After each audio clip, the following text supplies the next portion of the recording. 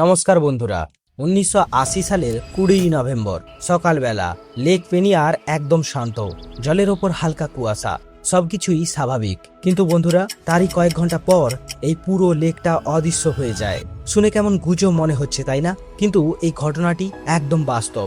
আমেরিকার লুইজিয়ানা রাজ্যের লেক পেনিয়ার একটি সাধারণ হ্রদ, গভীরতা মাত্র 10 ফুট। স্থানীয় মানুষদের কাছে এটা ছিল জীবিকার জায়গা।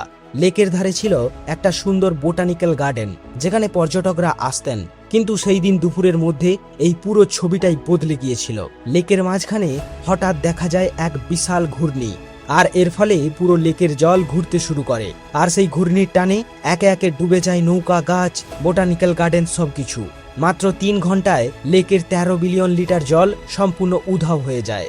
হ্যাঁ, এটা কোনো সিনেমার দৃশ্য না, এটা সত্যিকারের ঘটনা। আর এই ঘটনার পেছনে ছিল একটা ভয়ঙ্কর ভুল। তাহলে চলুন আজকের রহস্য প্রাচীরের এই ভিডিওতে আমরা জানবো কি এমন ঘটেছিল সেই দিন। আপনি যদি আমাদের চ্যানেলে নতুন হয়ে থাকেন তাহলে অবশ্যই চ্যানেলটিকে সাবস্ক্রাইব করে পাশে থাকবেন। 1980 সালের 20 নভেম্বরের সকালে লেকের মাঝখানে একটি বিশাল ড্রিলিং প্ল্যাটফর্ম বসানো হয়েছিল, আর এটি বসিয়েছিলেন ট্যাসকাসকো অয়েল কোম্পানি। তারা লেকের তলায় তেলের খোঁজ করছিল। বিজ্ঞানীরা আগেই জানতেন এই লেকের নিচে রয়েছে একটা বিশাল সল্ট ডোম, বা যেটাকে আমরা সাধারণ ভাষায় বলি লবণের গম্বুজ।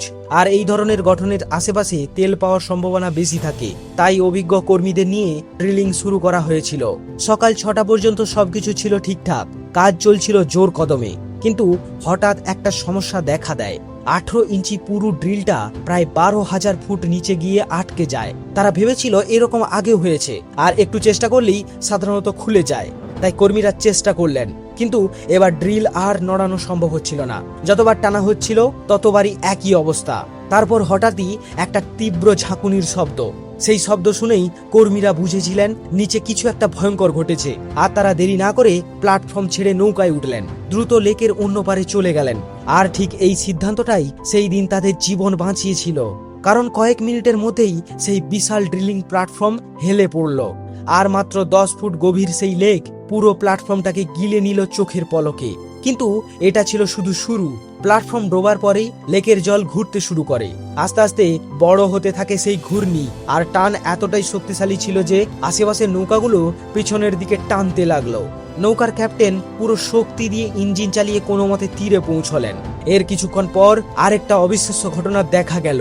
ডেমকাল খাল, যেটা সাধারণত ম্যাসকিসকো উপসাগর দিয়ে বয়ে যায়, সেটা উল্টো দিক থেকে বইতে শুরু করলো। মানে উপসাগরের জলও এবার লেকের দিকে আসতে শুরু করেছে, যেন প্রকৃতির সব নিয়ম একসাথে ভেঙে পড়েছে। ঠিক এই সময় লেকের তলায় কি হচ্ছিল সেটা জানতে হলে আমাদেরকে একটু পেছনে যেতে হবে। লেক পেনিয়ারের নিচে শুধু সল্ট ডোমই ছিল না, সেই ডোমের ভেতরে ছিল একটা বিশাল লবণের খনি।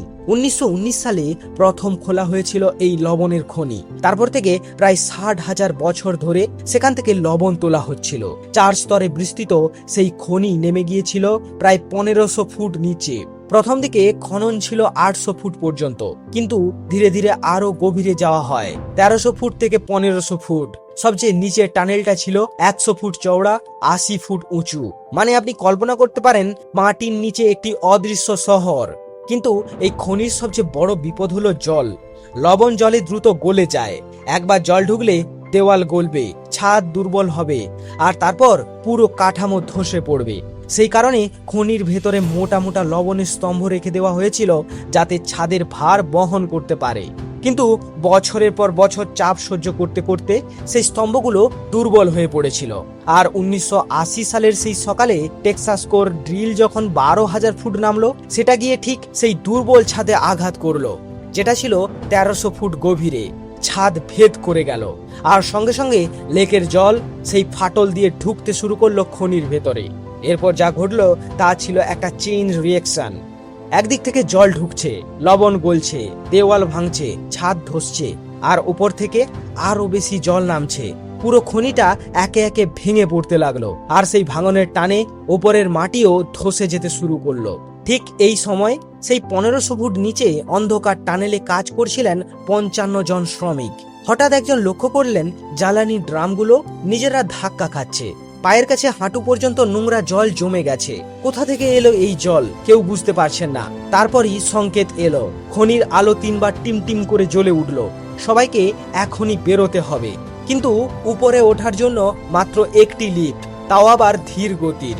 আবার একবারে মাত্র 8 জন উঠতে পারে।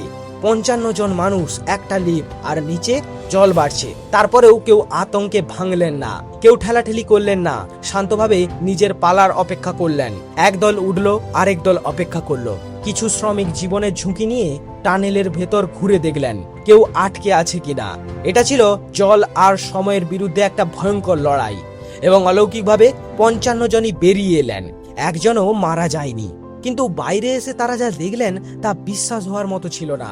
লেকের মাঝখানে দৈত্যকার ঘূর্ণি, বোটানিক্যাল গার্ডেন জলের নিচে, লেকের ধারের গাছগুলো একে একে ডুবছে, আর লেকের জল শেষ হয়ে আসছে। মাত্র 3 ঘন্টায় 13 বিলিয়ন লিটার জল গায়েব। ঠিক তখনই লেকের মাঝখানে একটা গিজারের মতো বিস্ফোরণ হলো। জল আর ধ্বংসাবশেষ 400 ফুট উঁচুতে উঠে গেল।